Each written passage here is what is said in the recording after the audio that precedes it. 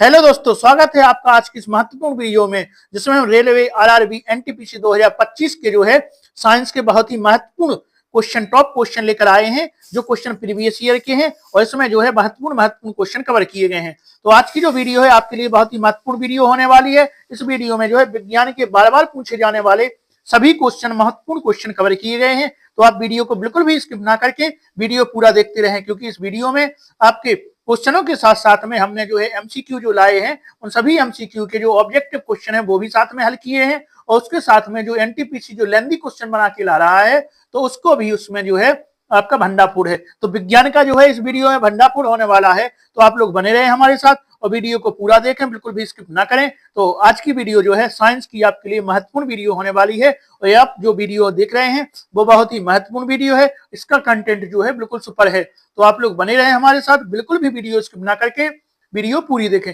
यदि अभी तक चैनल को आपने सब्सक्राइब नहीं किया है तो चैनल को सब्सक्राइब कर लें और वीडियो को लाइक अवश्य कर दें, क्योंकि हम आपके लिए जो है साइंस एनटीपीसी साइंस के बहुत ही महत्वपूर्ण तरीके से जो है क्वेश्चन लेकर आ रहे हैं, और सभी क्वेश्चन जो है इस प्रकार से लाए जाएंगे जो आपके लिए बहुत ही महत्वपूर्ण होंगे। तो साइंस की टेंशन आप छोड़ दें और हमारे साथ बने रहें, क्योंकि हम आपके लिए जो है साइंस का भंडाफोड़ करने वाले हैं। तो आइए स्टार्ट करते हैं। हमारा आज का पहला क्वेश्चन यहाँ पे होगा साइंस के टॉप एमसीक्यू। इसमें पहला क्वेश्चन है, आधुनिक रसायन शास्त्र का जनक किसे कहा जाता है। तो यह जो है क्वेश्चन बहुत ही इंपोर्टेंट है, क्योंकि ये क्वेश्चन आपको एनटीपीसी 2016 में पूछा गया था। तो कब पूछा गया? 2016 में। इसके आपके ऑप्शन है रदरफोर्ड, ओटो होन, मेंडलीफ और एंटोनी लवोइसियर। तो इसका जो आपका राइट आंसर हो जाएगा वो यहाँ पे आंसर आपका जो है डी राइट आंसर हो जाएगा, एंटोनी लवोइसियर। लेकिन यदि आपको एक ध्यान रखना है कि इनका जो नाम है एंटोनी लॉरेंट डी लेवासिए, ये भी आपको कहीं कहीं नाम मिल जाएगा। तो आपको कंफ्यूज नहीं होना है। यदि एंटोनी लवोइसियर मिल रहा है तो भी आपको यही लगाना है, और यदि आपको लॉरेंट डी लेवासिए मिल रहा है तो भी आपको आंसर यही लगाना है। तो आपका जो आंसर यहाँ पे डी हो जाएगा। अब आइए जानते हैं रदरफोर्ड के बारे में। तो रदरफोर्ड जो है काय की खोज कहता है। तो रदरफोर्ड ने जो है रेडियो धर्मिता की जो है खोज की थी, रेडियो धर्मिता की। इसके बाद इन्होंने अल्फा कण और बीटा जो है कणों की खोज की थी। तो अल्फा किसकी बात हो रही है? रदरफोर्ड की बात हो रही है, अल्फा बीटा कणों की। इन्होंने जो है परमाणु नाभिक और प्रोटॉन की खोज भी इन्हीं के द्वारा की गई थी। तो परमाणु में नाभिक, किनकी? नाभिक की यदि बात करें, परमाणु में नाभिक, तो यह इन्होंने 1911 में खोज की थी, और उसके बाद इन्होंने प्रोटॉन की भी खोज की थी। तो इंपोर्टेंट क्वेश्चन बन जाएगा कि प्रोटॉन की खोज कब की थी? लेकिन 1919 में। कब की थी? 1919 या 1920 में इन्होंने नाम दिया था प्रोटॉन, और खोज जो है 1919 में की थी। किसकी? प्रोटॉन की। किसने? रदरफोर्ड ने। तो इनका जो हमने देख लिया कि इन्होंने काय की खोज की थी। अब देखिए हम देखते हैं ओटो होन। तो ओटो होन के बारे में यदि हम देखें तो ओटो होन ने जो है नाभिकीय विखंडन सिद्धांत पर परमाणु बम की जो है खोज की थी। किस पे? नाभिकीय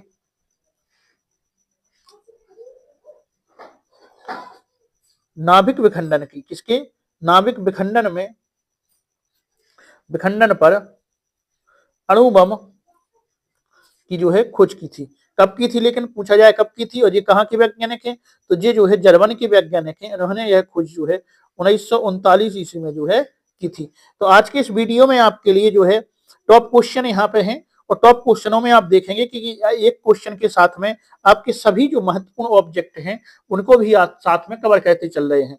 तो क्योंकि कहीं से भी क्वेश्चन आपका बन सकता है। अब जो है एनटीपीसी आपके लिए जो क्वेश्चन देता है वो ऐसे हटके क्वेश्चन पूछने लगा है कि आपको वहां पे बिल्कुल संभलने की जरूरत है। आपके जो है क्वेश्चन कहीं से भी कुछ भी क्वेश्चन पूछा जा सकता है, बहुत ध्यान से आपको देखना है।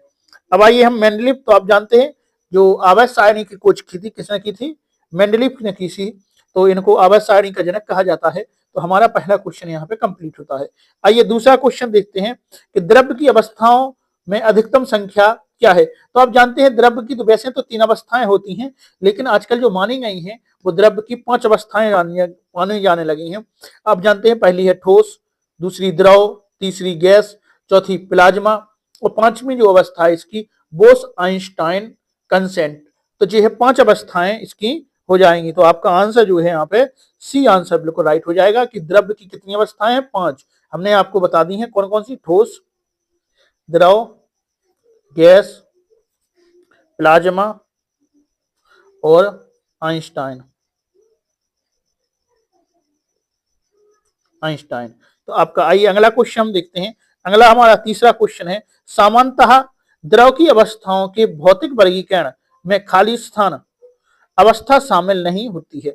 तो भौतिक वर्गीकरण में जो है कौन सी अवस्था जो है यहाँ पे शामिल नहीं होती है। तो आप जान रहे हैं जो है द्रव की अवस्थाओं में हमने अभी हाल देखा कि ठोस, द्रव, गैस, लेकिन कोलाइडल अवस्था जो है शामिल नहीं होती। तो आपका आंसर कौन सा हो जाएगा, यहाँ पे ए आंसर हो जाएगा।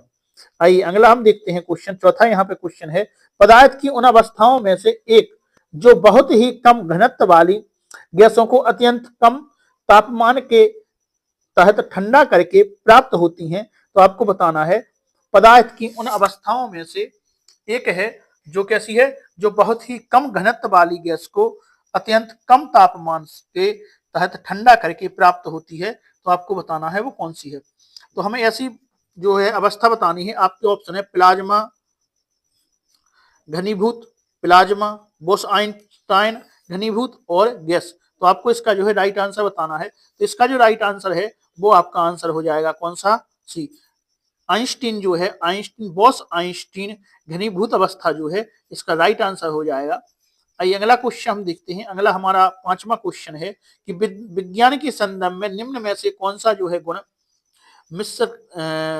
मिश्रण का नहीं है। तो आपको बताना है इनमें से कौन सा जो है गुण मिश्रण का नहीं है। पहला आपका ऑप्शन यहाँ पे हो जाएगा कि इसकी संरचना नियत होती है। दूसरी है यह 2 या अधिक तत्वों या यौगिकों द्वारा बना होता है। तीसरा है इसे भौतिक तरीके से अलग किया जा सकता है। चौथा है किसी मिश्रण के घटक अपने गुणों को बनाए रखते हैं। तो आपको बताना है इसका राइट आंसर। इसका जो राइट आंसर होगा, जो यहाँ पे कहा गया है कि इसकी संरचना नियत होती है, तो इसकी संरचना जो है नियत नहीं होगी। तो यहाँ पे बताया जा रहा है कि गुण मिश्रण का नहीं है। तो मिश्रण का गुण कौन सा नहीं है, आपका आंसर जो है ये हो जाएगा। बाकी सब जो है गुण मिश्रण के यहाँ पर है।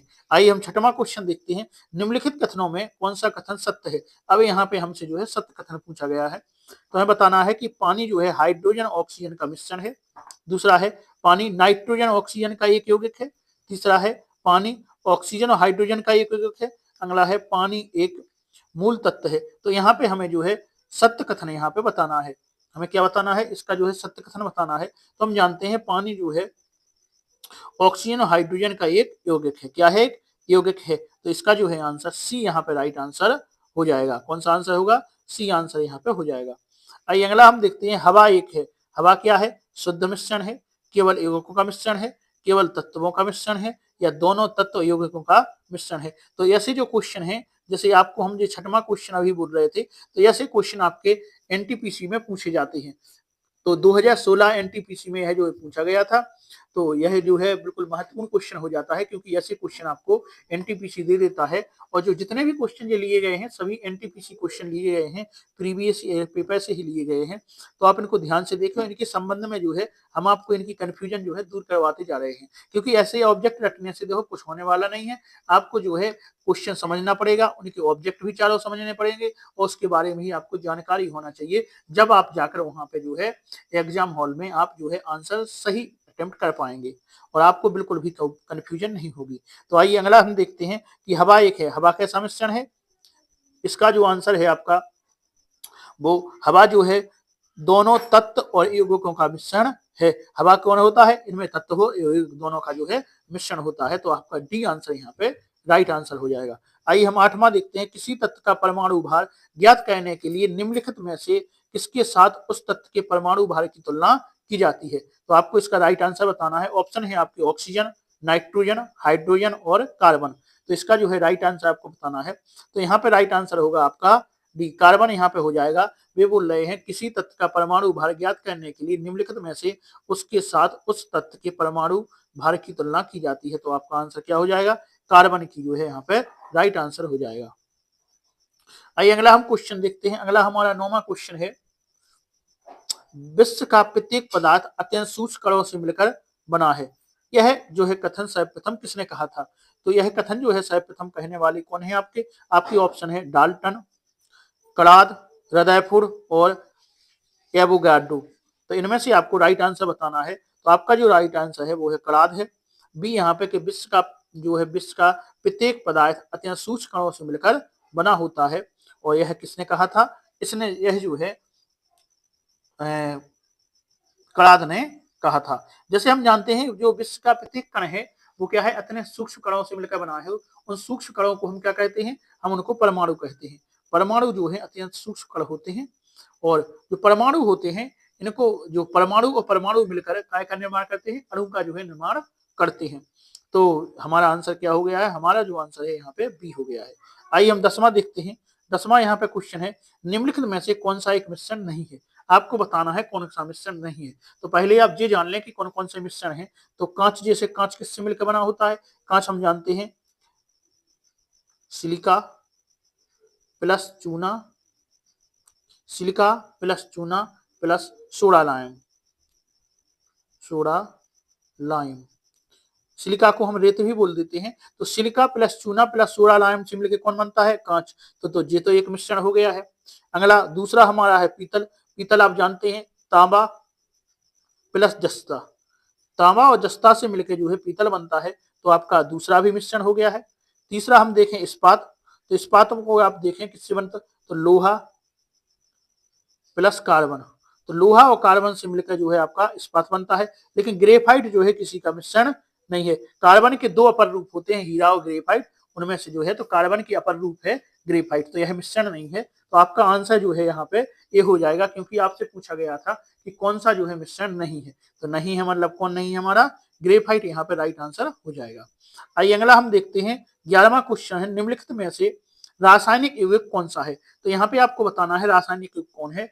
तो वायु है, ऑक्सीजन है, अमोनिया है या पारा है। तो आपको इसका राइट आंसर बताना है। तो इसका जो राइट आंसर होगा वो आपका है अमोनिया जो है रासायनिक यौगिक जो अमोनिया कहलाती है। आइए अगला हम देखते हैं। अगला है हमारा पदार्थ का परमाणुवीय सिद्धांत सर्वप्रथम किसने प्रस्तुत किया था? तो आपको बताना है पदार्थ का जो है परमाणुवीय सिद्धांत किसने प्रस्तुत किया था। ऑप्शन है जॉन डाल्टन, रदरफोर्ड, थॉमस और नील्स बोर। आपका यहाँ पे राइट आंसर जो है हो जाएगा ए, जो है डाल्टन। जॉन डाल्टन ने जो है परमाणुवीय सिद्धांत जो है प्रस्तुत किया था। तो आपका जो है आंसर कौन हो जाएगा? ये यहाँ पे राइट आंसर हो जाएगा। आइए अगला हम देखते हैं 13वां यहाँ पे हमारा क्वेश्चन है कि किसी परमाणु के लिए प्लम पुडिंग मॉडल। तो कौन सा है? Plum pudding model. तो आइए जानते हैं प्लम पुडिंग मॉडल जो है क्या है। तो प्लम पुडिंग मॉडल के अंतर्गत हम जानते हैं कि जो है प्लम पुडिंग जो मॉडल है इसमें हम जानते हैं कि परमाणु का जो है धन परमाणु है और जो परमाणु का जो है धन आवेश परमाणु में पूर्णतः एक समान रूप से वितरित है तथा इलेक्ट्रॉन क्या है? इलेक्ट्रॉन आवेश जो है मतलब ऋण आवेश जो है, ऋण आवेश मतलब इलेक्ट्रॉन इसमें ठीक उसी तरह जो है स्थापित है जैसे तरबूज में बीज स्थापित होते हैं। तो ये मॉडल किसने दिया था? ये हमारे जो है जे थॉमसन ने दिया था। किसने? थॉमसन। तो इसका जो है राइट आंसर आपका बी हो जाएगा। और कब दिया था? 1904 में दिया था। तो आप इसको मॉडल को समझ गए हैं। मॉडल क्या है आप फिर से सुन ले। मॉडल जो है मॉडल के अंतर्गत कहा गया है कि परमाणु का धन आवेश परमाणु में पूर्णतः एक समान रूप से वितरित है।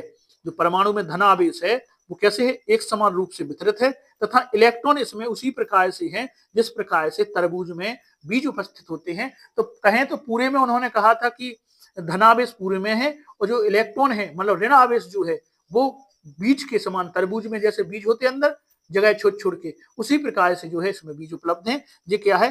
पुलिम पुडिंग मॉडल। और पुलिम पुडिंग मॉडल को आपको ध्यान रखना है, इसको तरबूज मॉडल भी कभी कभी कह देते हैं। तो आपको जो है ध्यान रखना है। ये कब? 1904 में जे थॉमसन ने जो है दिया था। तो आपका आंसर क्या है? बी यहाँ पे राइट आंसर हो गया है। पुलिम पुडिंग मॉडल भी आप समझ गए हैं। आइए अगला है 14वां क्वेश्चन। एक परमाणु के 3 आधारभूत अवयव कौन कौन होते हैं? तो परमाणु जो है किससे मिलकर बना होता है? तो परमाणु के बारे में थोड़ी सी बात कर लें तो आप जानते हैं परमाणु जो होता है, परमाणु के अंदर जो है एक नाभिक होता है। क्या होता है? नाभिक। नाभिक में जो है प्रोटॉन और न्यूट्रॉन कौन कौन होते हैं? प्रोटॉन और न्यूट्रॉन। प्रोटॉन कौन कौन होते हैं? फिर से देखते हैं। नाभिक होता है, नाभिक में कौन होते हैं? नाभिक में जो है proton proton plus neutron. Proton और न्यूट्रॉन जो है नाभिक के अंदर होते हैं। तो प्रोटॉन न्यूट्रॉन नाभिक के अंदर हो जाएंगे। उसके बाद यदि हम देखें तो जो इलेक्ट्रॉन जो है नाभिक के चारों साइड क्या है होते हैं, नाभिक जो होता है, नाभिक के चारों तरफ जो कक्षाएं होती हैं, उन कक्षाओं में जो क्या है, इलेक्ट्रॉन क्या है, चक्कर लगाते हैं।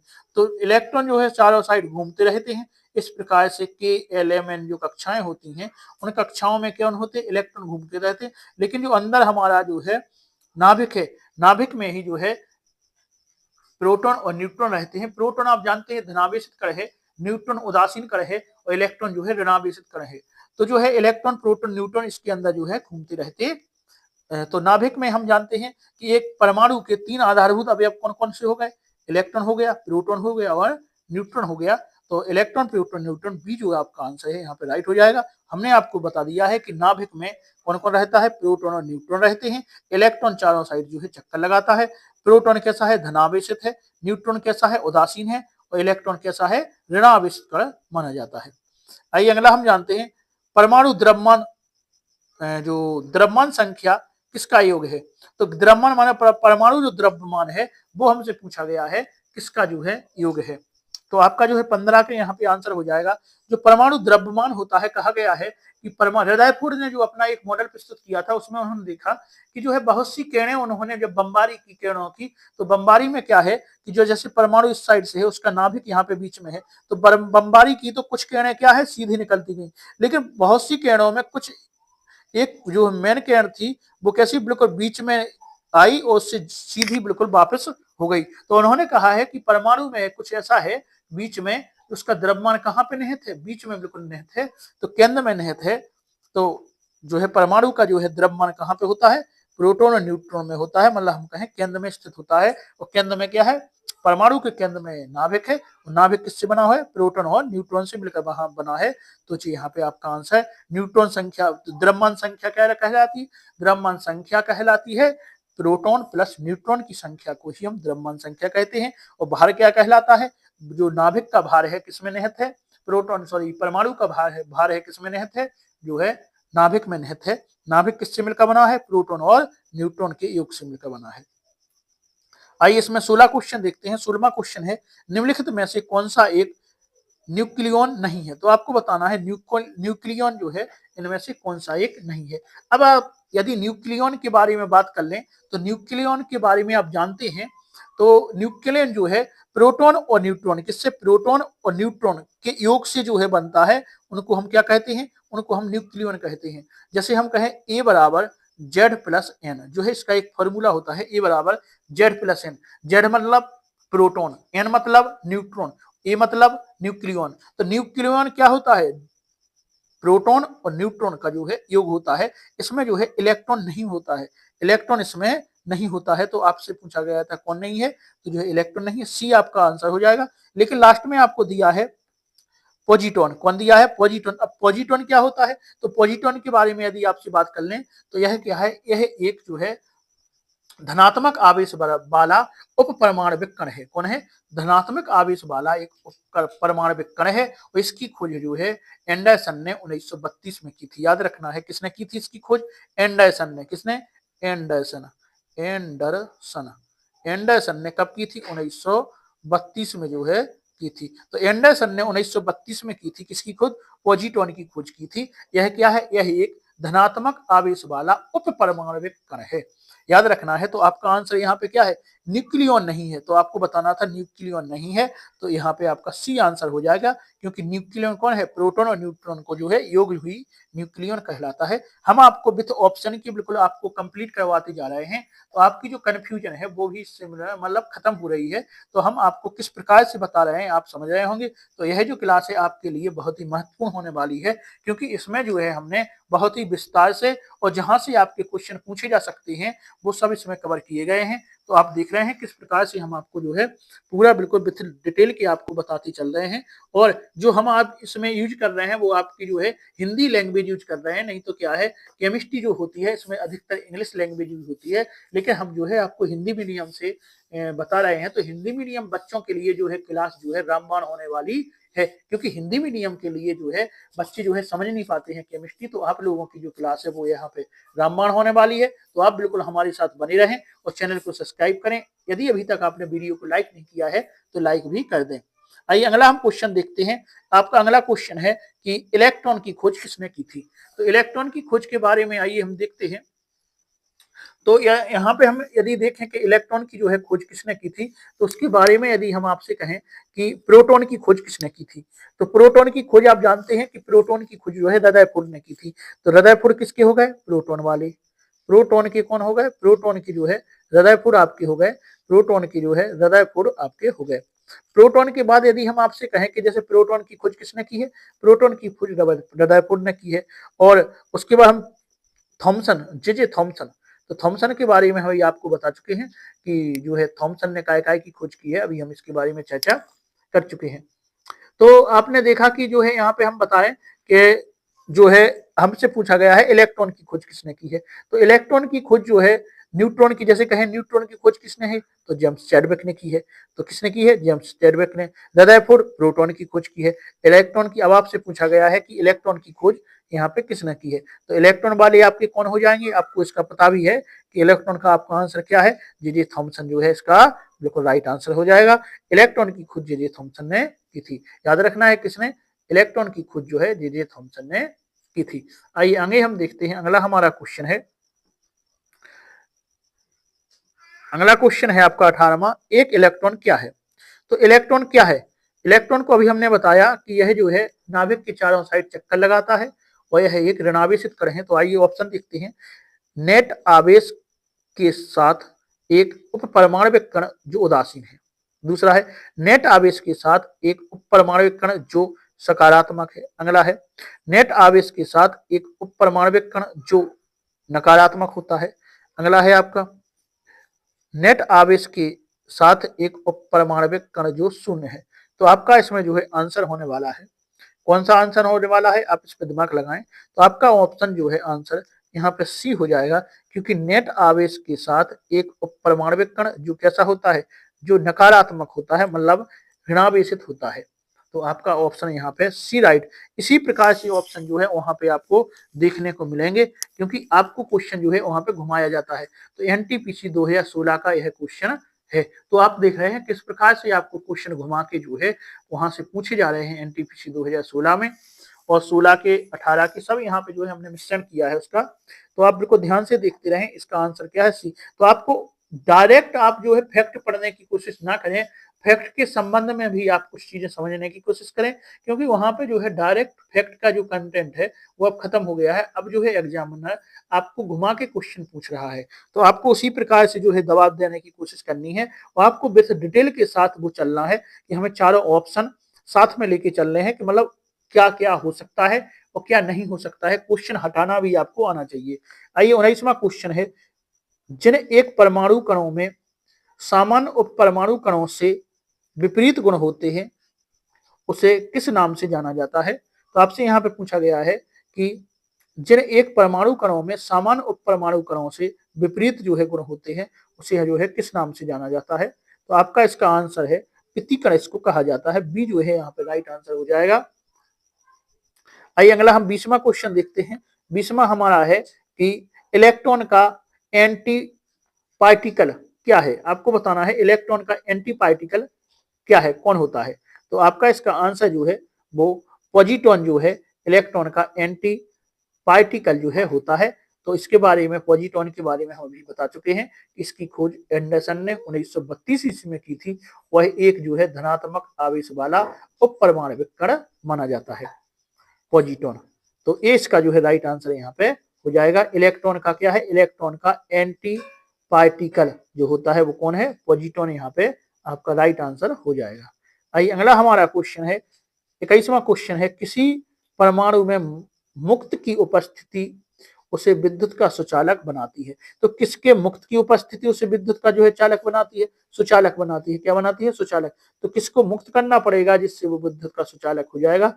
आपसे ऐसा क्वेश्चन यहाँ पे पूछा जा रहा है। तो इलेक्ट्रॉन को मुक्त करने पर जो है विद्युत का वो सुचालक बन जाएगा। तो यहाँ पे जो है आंसर आपका बी यहाँ पे आंसर राइट हो जाएगा। आइए अगला हम देखते हैं कि न्यूट्रॉन की खोज किसने की है। तो न्यूट्रॉन की खोज के बारे में हम अभी आपको बता चुके हैं कि न्यूट्रॉन की खोज किसने की है। तो न्यूट्रॉन की जो खोज है जेम्स चैडविक ने की है, आप जानते हैं। उसके बाद यदि रदरफोर्ड की बात करें तो इन्होंने प्रोटॉन की खोज की है। प्रोटॉन की खोज किसने की है? रदरफोर्ड ने की है। और नील्स बोर के बारे में यदि हम देखें तो नील्स बोर ने जो है परमाणु की संरचना और इलेक्ट्रॉन की जो है कक्षा की खोज की थी। याद रखना है, परमाणु की संरचना, परमाणु की संरचना संरचना और इलेक्ट्रॉन की कक्षा, इलेक्ट्रॉन की जो है कक्षा की खोज, इलेक्ट्रॉन की कक्षा की खोज किसने? नील्स बोर ने की थी। अब आपके न्यूट्रॉन है तो न्यूट्रॉन की आप जानते ही हैं कि गति के नियम दिए हैं इन्होंने और गुरुत्वाकर्षण का नियम भी इन्होंने दिया था। तो गुरुत्वाकर्षण के नियम जो है इन्होंने दिए थे न्यूट्रॉन ने। हम न्यूट्रॉन की बात कर रहे हैं तो न्यूटन की बात कर रहे हैं। न्यूटन ने किसकी? गुरुत्वाकर्षण के नियम दिए हैं, गति के नियम दिए हैं। इन्होंने जो है कैलकुलस की जो है खोज की थी। तो इसके बारे में हमने न्यूटन के बारे में बात यहाँ पे हो गई है। तो 22 का हमारा राइट आंसर कौन सा हो जाएगा? ये जो है इसका राइट आंसर हो जाएगा। आइए अगला हम देखते हैं 23वां हमारा क्वेश्चन है कण बोसोन नाम का संबंध किस नाम से है? तो आपको बताना है बोसोन जो नाम है इसका संबंध किससे है। तो आपका यहाँ पे राइट आंसर हो जाएगा बी जो है राइट आंसर हो जाए एस एन बुश। तो एस एन बुश का जो संबंध है वो किससे है? बोसोन से संबंध है। आइए अगला हम क्वेश्चन देखते थे। 24वां हमारा क्वेश्चन है निम्नलिखित में से कौन सा कथन सही है? तो आपका पहला ऑप्शन है कि एक परमाणु के नाभिक में केवल एक इलेक्ट्रॉन विद्यमान रहता है। बी है एक परमाणु के नाभिक में इलेक्ट्रॉन तथा प्रोटॉन दोनों विद्यमान रहते हैं। तीसरा आपका है एक परमाणु के नाभिक में केवल न्यूट्रॉन उपस्थित विद्यमान रहता है। और डी आपका ऑप्शन है एक परमाणु के नाभिक में प्रोटॉन और न्यूट्रॉन दोनों विद्यमान रहते हैं। तो आपका यहाँ पे आंसर क्या हो जाएगा आपको बताना है। तो 24 का आंसर जो है आपका डी हो जाएगा। हम अभी बता चुके थे कि एक प्रोटॉन के नाभिक में प्रोटॉन और न्यूट्रॉन जो है दोनों रहते हैं। तो नाभिक में कौन रहते हैं? प्रोटॉन और न्यूट्रॉन जो दोनों जो है विद्यमान रहते हैं। तो डी आपका जो है राइट आंसर यहाँ पे डी हो जाएगा। आइए लास्ट क्वेश्चन 25वां यहाँ पे क्वेश्चन देखते हैं। तो 25वां क्वेश्चन निम्नलिखित कथन में कौन सा कथन सही नहीं है? तो आपको बताना है इनमें से जो है सही क्वेश्चन कौन सा नहीं है। आपके ऑप्शन हो जाएंगे विभिन्न तत्वों के परमाणुओं की द्रव्यमान संख्याएं समान हो सकती हैं। दूसरा आपका ऑप्शन है किसी परमाणु के परमाणुओं की द्रव्यमान संख्या भिन्न भिन्न हो सकती है। तीसरा आपका है किसी तत्व के सभी परमाणुओं में प्रोटॉन की संख्या समान होती है। और डी यहाँ पे आपका ऑप्शन है कि किसी तत्व के सभी परमाणुओं में न्यूट्रॉन की संख्या सदैव समान होती है। तो आपको इसका जो है राइट आंसर बताना है। तो इसका जो राइट आंसर आपका डी यहाँ पे हो जाएगा कि ये कथन जो है यहाँ पे सत्य नहीं है। बाकी जो कथन है सभी सत्य हैं। आपसे पूछा गया था कौन सा सही नहीं है, तो आपका आंसर डी हो जाएगा। बाकी हम जानते हैं कि विभिन्न तत्वों के परमाणुओं की द्रव्यमान संख्या कैसी होती है? समान हो सकती है। तो विभिन्न तत्वों के परमाणु की द्रव्यमान संख्या तो समान हो सकती है। अगला है किसी तत्व के परमाणुओं की द्रव्यमान संख्या भिन्न भिन्न हो सकती है। अगला है समान भी होती है, भिन्न भिन्न भी होती है, दोनों होते हैं। किसी तत्व के सभी परमाणुओं में प्रोटॉन की संख्या समान हो सकती है। तो प्रोटॉन की संख्या जो है समान हो सकती है। तो इसका आंसर क्या है? डी हमें नहीं पूछा गया, तो डी यहाँ पे राइट आंसर हो जाएगा। तो आप देख रहे हैं एनटीपीसी की हमने बहुत ही महत्वपूर्ण जो है 25 क्वेश्चन हल किए हैं और उनके संबंध में भी जो आपके लिए क्वेश्चन बन सकते हैं, तो जहां से क्वेश्चन और पूछे जा सकते हैं वो भी हमने एक ही वीडियो में कवर कर लिए हैं। तो आप लोग बने रहे हमारे साथ। और जो है अभी यदि आपको वीडियो पसंद आई है तो आप वीडियो को लाइक करें और चैनल को सब्सक्राइब जरूर कर दें, क्योंकि हम आपके लिए एनटीपीसी के लिए जो है साइंस के टॉप क्वेश्चन यहाँ पर लेकर आ रहे हैं। तो आप लोग बने रहे हमारे साथ। आज के इस वीडियो में इतना ही रहने देते हैं, आगे फिर से आपसे मुलाकात होगी। धन्यवाद।